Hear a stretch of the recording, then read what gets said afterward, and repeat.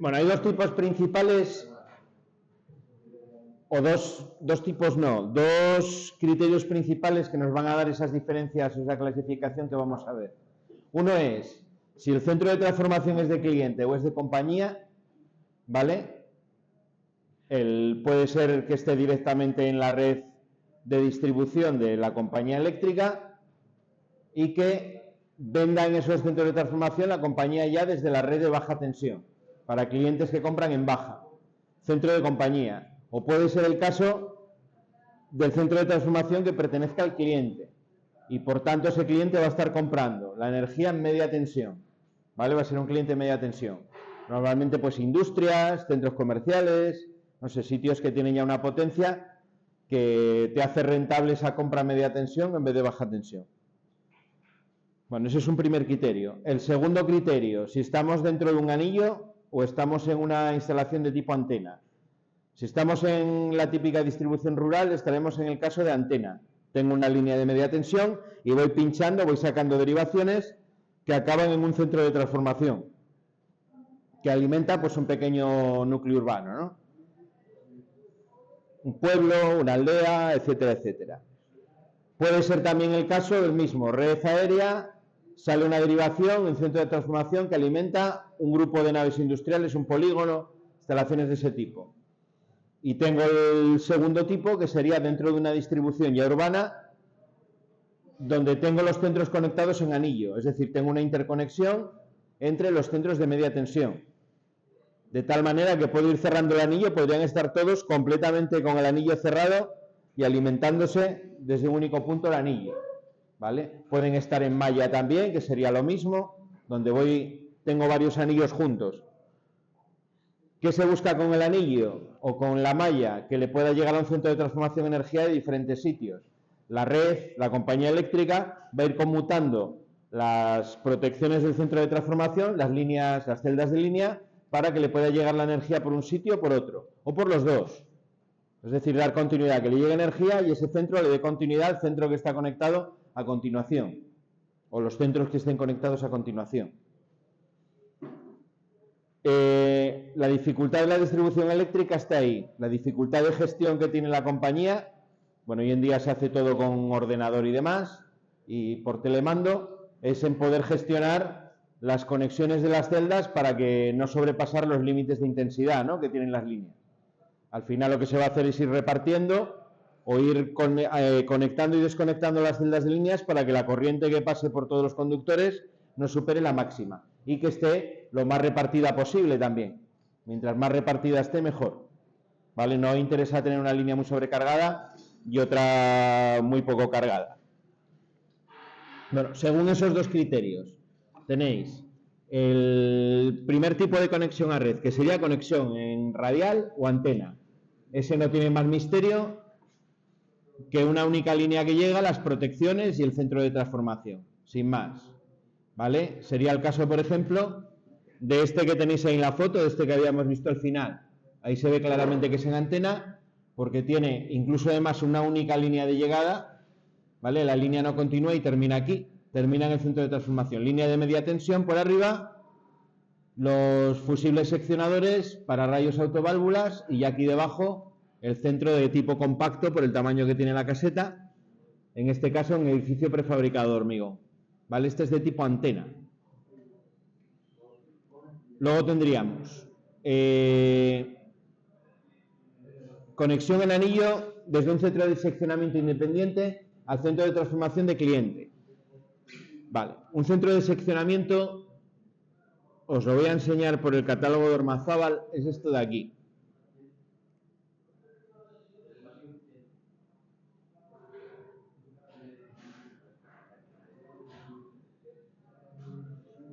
Vale. Por fuera es muy parecido a un centro de transformación compacto, lo que pasa es que solo tiene celdas de media tensión. Aquí lo que hace es llegar una línea por un lado, en este caso 4 líneas, ¿vale? Podría llegar una única línea y derivarse en 3, o pueden llegar 2 líneas de 2 sitios distintos y salir otras 2.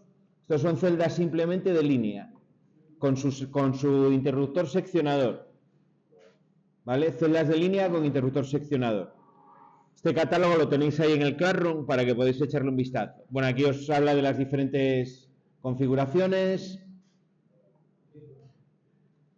¿vale? La envolvente, la paramenta, a ver si nos trae alguna esquemilla.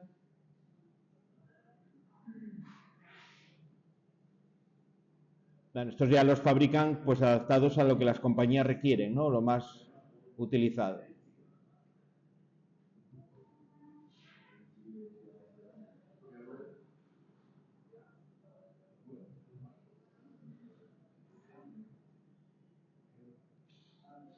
Bueno, aquí tiene una celda de protección, que sería la del medio, y dos celdas de línea, que además acomete si realiza una labor de protección de la línea en ese punto. ¿Vale? Tendrá, no sé dónde tiene el telemando esta, probablemente esté en la parte azul, en la parte de arriba del cajetín, es donde suele estar. Y además se puede hacer maniobra manualmente, tiene un par de pulsadores para poder cerrar la protección manualmente. ¿Vale? Bueno, esas son las opciones que da, tampoco da muchas más.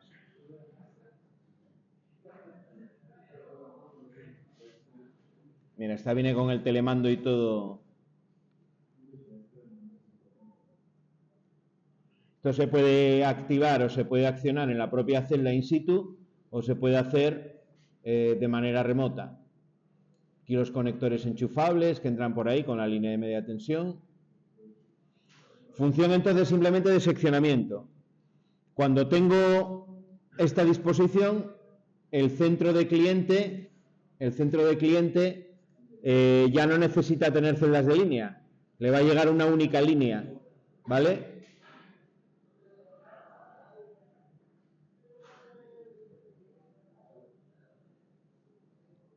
Esta instalación del cliente sería propiedad completa del cliente, ahí ya no tendría por qué acceder la compañía. Si vas a tener que dejar acceder a la contrata de la compañía anualmente para hacer una revisión, te harán una medición de tomas de tierra del centro, te harán alguna maniobra para verificar que las celdas están en buen estado, pero aquí digamos que la compañía ya no tiene que entrar a nada más, son centros separados. La compañía hace sus maniobras en el centro de seccionamiento y el cliente tiene su línea de llegada a su instalación, su acometida a media tensión con su centro propio. Sería el segundo esquema. Luego tenéis conexión en anillo desde un centro de seccionamiento en edificio compartido en el centro de transformación del cliente. Esto es cuando dentro del mismo edificio tenéis la parte del seccionamiento y la parte del centro de transformación, que sería este esquema que tenéis aquí debajo. En este caso el edificio es el mismo, pero internamente hay una separación, una rejilla que está con un candado o con llave, de tal manera que el cliente no puede en ningún caso acceder a la parte del seccionamiento. La compañía tendrá una llave, una puerta externa que le permite acceder a la parte de seccionamiento de manera completamente separada a su vez a la parte del cliente. Es decir, cada uno puede acceder a su zona. ¿Vale? Esto se hace o la compañía te exige que lo hagas así, pues cuando a la compañía le viene bien. Si tal donde estás tú le viene bien ampliarle su red y ampliar el anillo por esa zona, pues seguramente aproveche que tú vas a hacer el centro de transformación para pedirte que haga también el centro de seccionamiento del mismo edificio. ¿Vale? Si es en una zona, por ejemplo, donde ya tiene centros de seccionamiento, pues a lo mejor optan por el esquema anterior. Te reservan una celda para darte una salida a tu centro de transformación y para ellos ya, bueno, como tienen su centro de seccionamiento es mucho más sencillo. ¿Vale? ¿Dónde podríamos ver este tipo de instalación? No sé, lo típico en un centro comercial, ¿no? Típico centro comercial que se hace ligeramente separado del área urbana, aunque está próximo. Ese es un tipo de centro de cliente que se puede ver. Así o ya dentro del edificio, ¿no? No en edificio independiente, sino dentro de la propia edificación.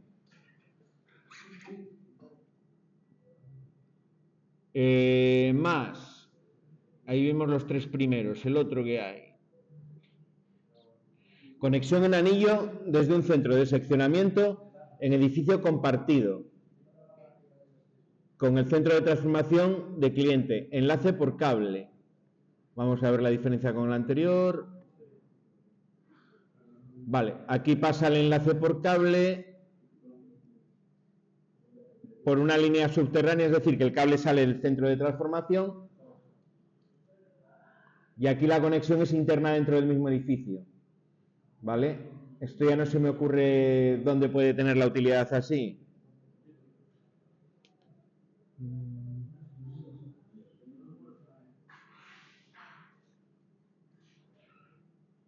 Vale, el edificio está compartido, pero la acometida del cliente la sacan fuera completamente. ¿Vale? Es casi lo mismo que el anterior, pero en vez de hacer la conexión interna entre las celdas directamente, en este caso de aquí, las celdas se conectarían internamente. Es decir, tú vas a tener una rejilla, pero la celda sí que se comunica una con otra. Están todas una detrás de otra dentro del edificio. Aquí hay una separación física entre los dos en esta. Y el cable sale por la parte de abajo. Esto puede ser por subterráneo, puede ser por el mismo suelo del centro de transformación. Será un suelo de hormigón practicable, el cable puede pasar por ahí. Pero bueno, aquí implica que vas a tener una conexión de salida y en el centro de cliente una conexión de entrada. Esto no quiere decir que de estos tipos que una compañía eléctrica vaya a tenerlos todos. Si una compañía eléctrica optará por un par de ellos. A lo mejor tiene la opción, estas dos primeras, la del centro de seccionamiento separado, el centro de seccionamiento compartido con el de cliente y no tiene ninguna más, ¿vale? No implica que todos tengan que tener todas.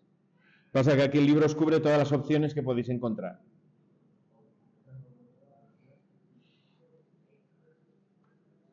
Y luego estaría la conexión en anillo desde un centro de transformación de la compañía eléctrica. O sea, ya no parto de un centro de seccionamiento, sino que tengo un centro de transformación de compañía y tengo una celda de línea que me va a dar salida a un centro de transformación de cliente. ¿Vale? En este caso, estaría conectado en anillo dentro del anillo de la compañía este centro de transformación, pero saca como una conexión antena al centro de transformación de cliente. ¿Vale? Sacaría como un vértice de ese anillo, sacaría una línea separada para el centro de transformación de cliente. En este caso, la compañía tiene que tener la previsión de dejar una celda de línea extra para poder tener un cliente. ¿Vale? Fijaros que tiene dos celdas de línea más la tercera que es la del cliente. Una de llegada, una de salida para cerrar el anillo. Y luego esta celda que ya es la que protege el trafo, ¿no? Aquí habrá una celda de protección seguramente. La que os pone celda de interruptor fusibles. Esa es la celda de protección.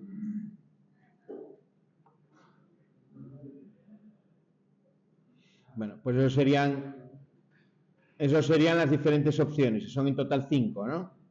Si no me equivoco. Esas tres primeras de ahí, la radial, conexión en anillo con un centro de seccionamiento independiente, conexión en anillo con un centro de seccionamiento en edificio compartido, todo en el mismo edificio, la opción que te saca la acometida de manera subterránea al centro de cliente y luego alimentarse desde un centro de transformación de compañía, ¿vale? De transformación y seccionamiento en este caso. Bueno, ¿qué más elementos tengo? La siguiente pregunta en los centros de transformación.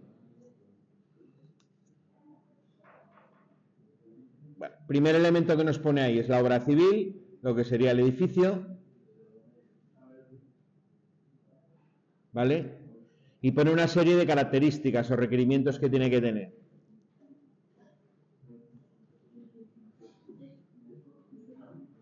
El primero de ellos, el lugar elegido para el CT tiene que permitir la colocación y reposición de todos los elementos. Es decir, tendrá que haber sitio, si estamos en el caso de un edificio destinado para el centro de transformación, para poder mover la maquinaria necesaria para meter la maquinaria del transformador, para sustituir una celda, lo que haya que hacer. Es decir, tiene que haber espacio suficiente alrededor. Debe estar protegido el emplazamiento contra inundaciones y filtraciones. ¿Visteis lo que pasó en Málaga? En Valencia, todos estos pueblos que están sin corriente, es porque los centros de transformación quedaron todos inundados. ¿Vale? Un centro de transformación normalmente se va a construir por encima de la cota del terreno, pero no tan encima por la cota del terreno. Si tienes una inundación, te sube el nivel de agua a 3 metros, el centro de transformación te va a quedar inundado seguro. Lo que pasó fue que se inundaron todos los centros de transformación. Y claro, la paramenta no es una paramenta pensada para trabajar en inmersión.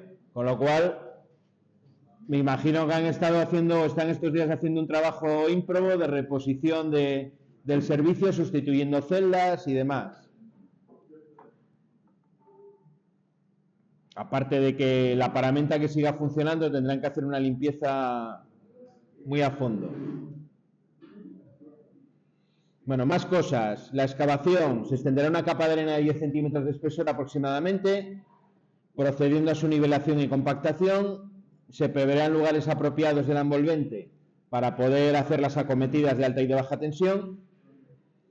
Estarán inclinados para que si entra algo de agua salga para afuera, siempre con la inclinación hacia afuera, con una distancia mínima de 0,60 metros de la parte superior del edificio a la cota del terreno. ¿Vale? Tiene que estar enterrado al menos 60 centímetros o 0,6 metros. Se preverá por cada transformador uno o varios orificios para el paso de las 8 líneas de baja tensión.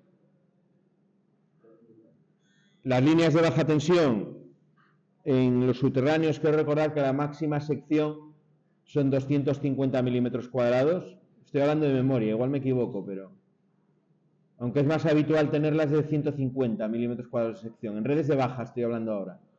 Pues bueno, según la ocupación que vaya a tener, las líneas que suelen tener los centros de transformación suelen ser múltiplo de 4, 8, ¿vale? 12, los módulos me parece que son de 8 los que se ponen ahora. El módulo del cuadro de baja tensión viene con 8 salidas de baja tensión, por eso os pone ahí lo del 8. También se preverán agujeros para el empotramiento, para herrajes del equipo eléctrico, emprotamiento de carriles de rodamiento de los transformadores, etcétera, etcétera. La máquina hay que meterla rodando con una grúa, pero tiene que poder deslizarse hacia afuera por la puerta. Bueno, ahí tenéis los orificios y la forma que tiene el edificio y demás. Habrá que hacer una excavación de profundidad adecuada, con ese lecho de arena que os dice de 10 centímetros, los orificios y demás. Las puertas, con respecto al acceso a los compartimentos del CT, pueden ser de dos tipos. Las que precisan ser abiertas para fines normales de funcionamiento, puertas desmontables, no pueden requerir herramientas para abrirlas o retirarlas. Pueden ser equipadas con elementos de bloqueo, salvo que se garantice la seguridad de las personas, mediante un dispositivo de enclavamiento adecuado. O todas las demás puertas que deben estar equipadas con elementos de bloqueo, a no ser que sea posible abrirlas o retirarlas antes de que se hayan abierto las puertas usadas para la operación normal. Deben requerir herramientas para abrirlas o retirarlas. Ahí tenéis las puertas que tiene el centro. ¿Vale? Esto sería un CT con 2 transformadores y uno con un solo transformador. Este pequeñito con 2 puertas es el típico de compañía, que vais a ver mucho por ahí. ¿Vale? Esta parte de aquí, donde pone puerta de peatón, sería donde se acceden a las celdas, y la puerta de transformador es donde se accede a la máquina, al transformador. La ventilación que se utiliza, os dice a continuación, es natural, de ahí las rejillas que veíamos en las fotos del martes. Se emplearán una o varias entradas de aire exterior, bueno, con una superficie adecuada para que el caudal de aire sea el necesario, ¿no?, para la ventilación de la máquina. Los edificios vienen ya previstos con esa superficie adecuada. Debemos de tener una determinada anchura de pasillos, ese 1,20 m que aparece por ahí, pues para que el personal sea capaz de moverse en la parte interior con los EPIs además que va a llevar, sin ningún tipo de problema. ¿Vale? Tener en cuenta que aunque en este tipo de celdas la parte en tensión está encapsulada, ya sea celdas de vacío o celdas de gas, pero bueno, hay que mantener las medidas de seguridad. Una vez que entramos ahí en el centro de transformación, el equipamiento del personal será como para un trabajo en tensión. Cuando voy a hacer un descargo, por ejemplo, ¿vale? Son instalaciones que es delicado poder acceder. Si no sois alguien de una compañía, trabajáis para la compañía, probablemente no podáis acceder. Incluso en un centro de transformación de cliente, muchas veces el acceso del personal de mantenimiento del cliente no es posible al centro de transformación. Bueno, y en la celda de transformador, en la parte del transformador, también esas distancias mínimas, ¿no? 30, 20 y 20 centímetros.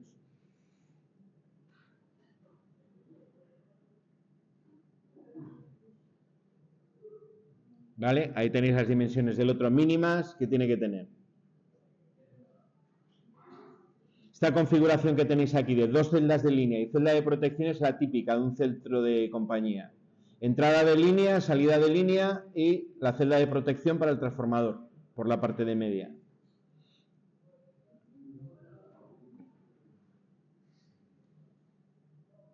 Al final, desde el punto de vista eléctrico, el centro de transformación, lo veremos más adelante, es muy parecido a cualquier instalación eléctrica. Tiene una protección contra sobrecargas y tiene una protección contra cortocircuitos.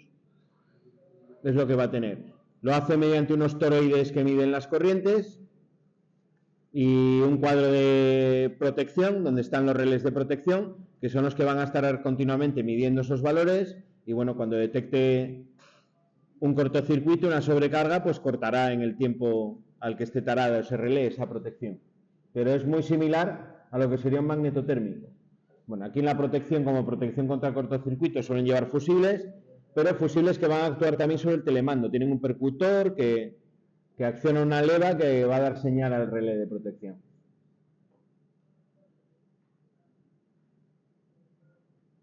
Bueno, diferentes medidas, ¿no? En función de la medida del edificio, distancias mínimas libres que tenemos que tener ahí.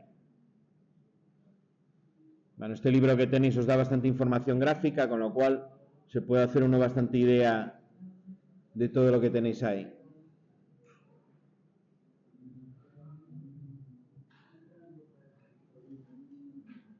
Vale, y aquí tenéis, con los fosos para el paso de cable y demás, las distancias que os pone, también sacado, supongo, de las normas de una compañía.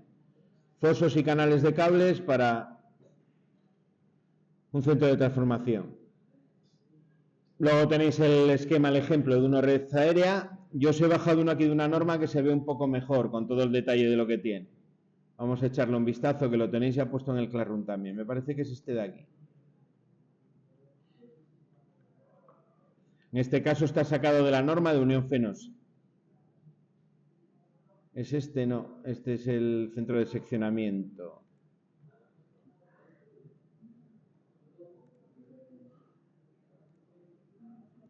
Este de aquí. Bueno, esta es la norma particular de Unión Fenosa para centros de transformación intemperie. Aquí os da, aparte de los planos, os define todo sería el proyecto tipo con todas las definiciones de ese centro de transformación. ¿Vale? Las personas que lo han elaborado, el histórico, esto es la pinta que tiene, una norma particular de una compañía. Características generales, particulares, cálculos eléctricos, cálculos mecánicos. De esto me imagino que algo veríais, ¿no? Que fuese por encima en el tema de líneas aéreas.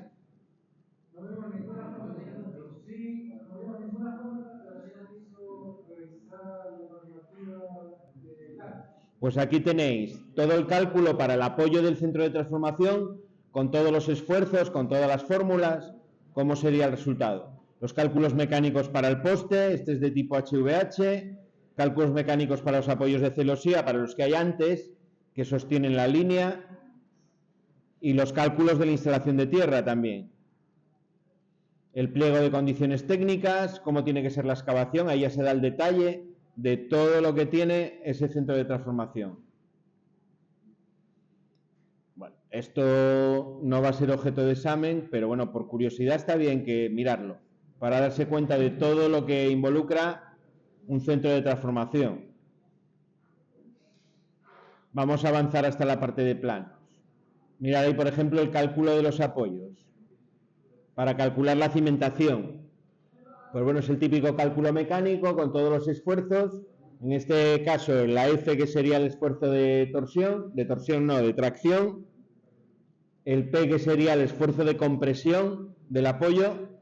Y más adelante supongo que vendrá el de torsión, que son los tres esfuerzos que se consideran, ¿vale? Uno es tirar del apoyo desde la parte de arriba, otro es comprimir el apoyo hacia abajo y el otro sería que el apoyo gire sobre su eje. Se producen en diferentes accidentes que se podrían producir, ¿no? Por ejemplo, si se rompe una de las líneas laterales del apoyo, va a estar sometido a un esfuerzo de torsión, porque ese par de fuerzas que se equilibraba va a tender a hacer girar el apoyo. Si se descuelgan todas las líneas de un lado, voy a tener un esfuerzo de tracción que va a tender a volcar el apoyo y además voy a tener uno de compresión. El peso normal de los cables, me hace siempre un esfuerzo de tracción y otro de compresión. Si yo estoy tirando por aquí con un determinado ángulo de una fuerza, esa fuerza la puedo descomponer en dos esfuerzos, ¿no? En los dos ejes. Uno en la horizontal, que sería el de tracción, y otro en la vertical, que sería el de compresión. Bueno, estos son cálculos mecánicos, los tenéis ahí por curiosidad. Lo que sí no hizo calcular fue sección de cable para el cable integrado de también siga relevado. Sí. Esto aparece aquí también, ¿eh? Porque en las normas particulares la compañía os llega a decir el tipo de cable concreto que tenéis que utilizar y hace un cálculo, una previsión para la máxima intensidad que puede tener ese cable y te hace el calculín ahí.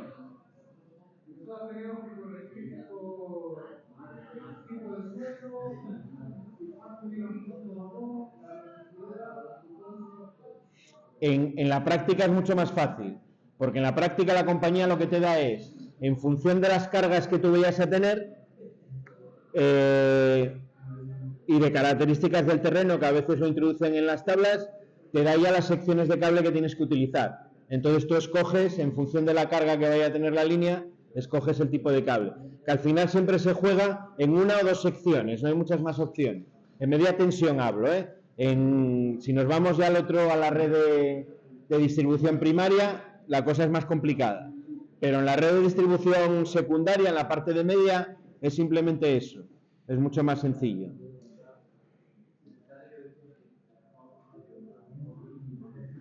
De hecho, todos los cálculos que hacen en las compañías, donde está la complicación es en el tema de las protecciones, es en el control de la línea. En estar continuamente midiendo las corrientes que pasan por todas las celdas y en poder calcular a qué valor tienes que tarar las protecciones para que corten. Para que, lógicamente, no te corten en un funcionamiento normal de los receptores, de las instalaciones que hay conectadas a tu red, ni deje de cortar cuando hace falta cortar. Eso es lo difícil.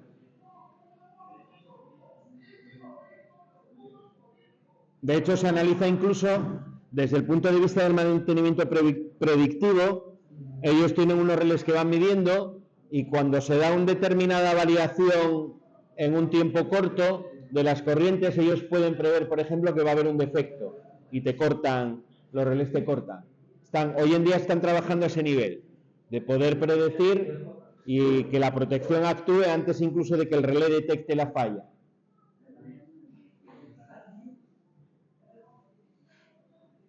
Bueno, tenéis ahí toda la información. Vamos al centro, que era lo que quería enseñaros para que veáis las cosas que tiene.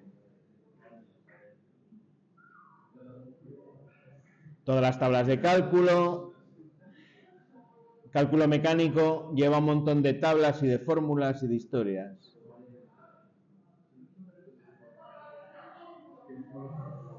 Os da planos con todos los detalles constructivos, mecánicos, del apoyo, de...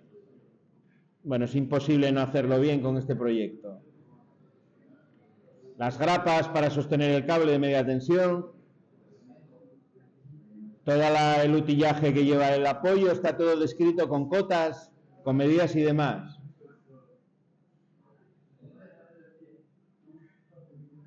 De aquí estaría el apoyo, ¿vale? Con diferentes cortes. Vamos a ver el que trae montada la máquina, que es el más chulo. Los aisladores, la cadena de aisladores. Los herrajes que hay en la parte de arriba del apoyo. Del de celosía son varios porque sería la línea, ¿no? Con el centro de transformación. Y aquí tenéis ya todo el detalle de lo que es el centro de transformación. Aquí tenéis el transformador que está en la parte central, con las líneas de salida de baja tensión. Aquí nos sale un cuadro de protecciones y aquí está la salida de la línea de baja tensión en red aérea, ¿vale? Con su herraje para poder sostenerlo y demás.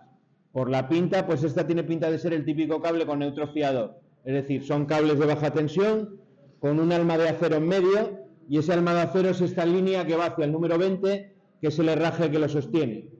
Son unos herrajes en cuña que cuanto más tiras, más aprietan, más sujetan.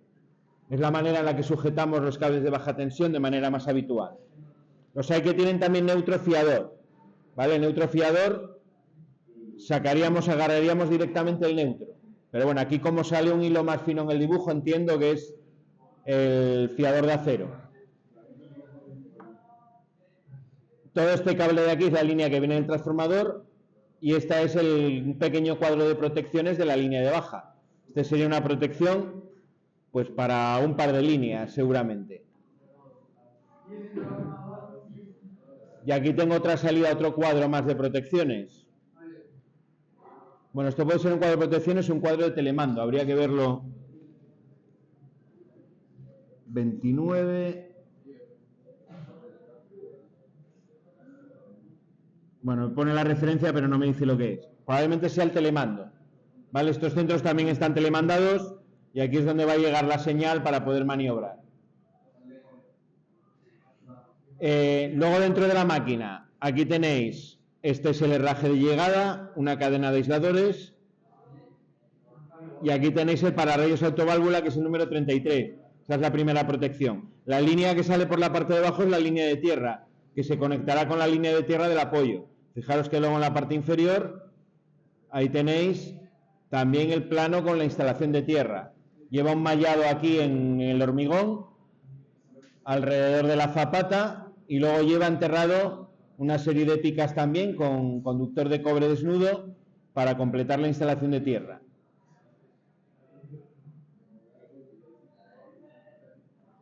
Aquí estas dimensiones van a cambiar, por eso lo pone con letras. En las tablas de cálculo mecánico os dará seguramente qué dimensiones tiene para diferentes esfuerzos, porque depende también de dónde esté instalado, de que las líneas, por ejemplo, de llegada estén más altas o estén más bajas, va a haber más o menos fuerza, de la distancia que tenga el vano. Hay unos cuantos factores constructivos que influyen en eso. Pero bueno, la estructura que tiene, que veis, es muy sencilla. Una protección de pararrayos autoválvula, transformador, protecciones de baja y la salida de la línea de baja donde tenga que ir, sin más. Y aquí lo mismo visto desde la parte frontal. Los aisladores de llegada de media tensión del transformador, y detrás tenéis los pequeñitos que son los de baja. El aislador, el tamaño va con la tensión. El más grande es el de más tensión, el más pequeño el de menos tensión. ¿Vale? Las indicaciones que tiene que tener, que están normalizadas con la señal de riesgo eléctrico, el logo de la compañía, todos esos detalles los tenéis ahí. ¿Cómo entra la línea de tierra al terreno? Por encima de 2,5 metros el cable va desnudo, por debajo de 2,5 metros va metido dentro de un tubo, igual que en las instalaciones de baja tensión. Y aquí tenéis lo mismo, pero con la solución de celosía. Este era para apoyo de hormigón y esta es la solución para el de celosía, que por otra parte es igual, no único que cambia es el apoyo. Los apoyos en celosía me van a permitir llegar a esfuerzos mayores. Cuando el esfuerzo al que está sometido va a ser más grande, tenemos que ir a uno de celosía, suelen aguantar más. Pero bueno, tiene los mismos componentes, fijaros que tiene la protección, el otro es todo igual. La salida de baja y también el frontal con la llegada de cables, el transformador. Vale.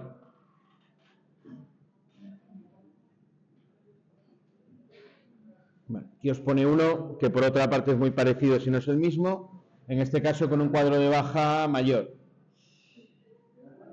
Y en este caso cambia también el tipo de cabeza que tiene el apoyo, es distinto.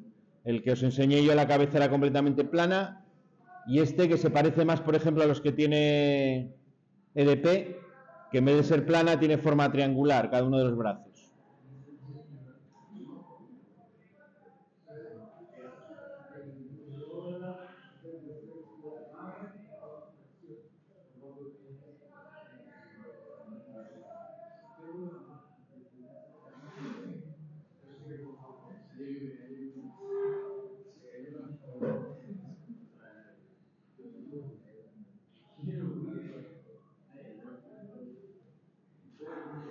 Vale. ¿Dudas, preguntas? Bueno, lo siguiente que os pone aquí en el libro, ¿dónde nos vamos a meter? A estudiar las unidades funcionales, la composición que tiene interna el centro de transformación, ¿vale? Lo que vamos a ver va a ser la paramenta más utilizada. Ya os digo, es bastante fácil porque siempre se utiliza lo mismo. Hay una serie de celdas de línea, una serie de celdas de protección, el cuadro de baja tensión y el transformador. Y luego, en función de la tensión que tenga esa compañía, pues hay que elegir una gama, la gama de 24 kilovoltios o la de 36. Creo que, por ejemplo, compañías como Unión Fenosa tiene red de distribución a 45 todavía, por ahí alguna línea. Ahí utilizaríamos material de 50 kilovoltios, ¿vale? Si una tiene, por ejemplo, líneas a 30 kilovoltios, que las hay, utilizaríamos celdas de 36 kilovoltios. Son 24, 36, 50 los escalones que tienen esas celdas. Bueno, y aquí lo que iremos viendo será cómo son las celdas que tienen dentro, cómo se consigue el aislamiento, cómo se acoplan, qué formas tienen. Más adelante, pues a lo mejor una práctica que se puede hacer es hacer una de estas botellas, que a nivel práctico son las cosas que si trabajáis en montaje electromecánico pues os va a tocar hacer. Cuando se monta un centro de transformación es un montaje más bien mecánico y la parte más eléctrica que tiene es construir ese terminal. A ti te va a llegar el cable por la parte de abajo, vas a tener un kit con la botella, digamos, en este caso es acodada, y tienes que acoplarlo, tienes que pelar el cable a unas medidas, meter la botella, hacer la malla del cable hay que hacerla como una trenza, con un terminal para poder conectarla a la parte de tierra de las celdas. Bueno, es una práctica interesante. No sé cómo evolucionará el curso y si vendrá alguien o no vendrá, pero bueno, es una práctica que se podría llegar a hacer. Vale, eso, una botella, los de Schneider, por ejemplo, en vez de utilizar botellas de tipo acodado, utilizan una botella recta, como las que hay en los apoyos, de silicona. Que tenemos también ahí algún kit para poder hacerla, se puede hacer una, y que veáis cómo se pela el cable. Y son difíciles de hacer, eso sí, es muy fácil estropearla. Si llegamos a hacer la práctica lo veréis que el aislamiento hay que intentar ni tan siquiera rayarlo, porque si yo calo con la cuchilla que estoy pelando el aislamiento, puedo tener un defecto de aislamiento, no puedo reducir la sección ni siquiera un mínimo, la sección de aislamiento. Entonces, bueno, hay que pelarlo con cuidado. Pero bueno, si se hace bien, es una práctica muy chula. Y así trabajáis con el material, que es de lo que se trata. Por mi parte, por hoy nada más. La semana que viene, si me toca otra vez, pues seguimos viendo cosas de esto. ¿Vale?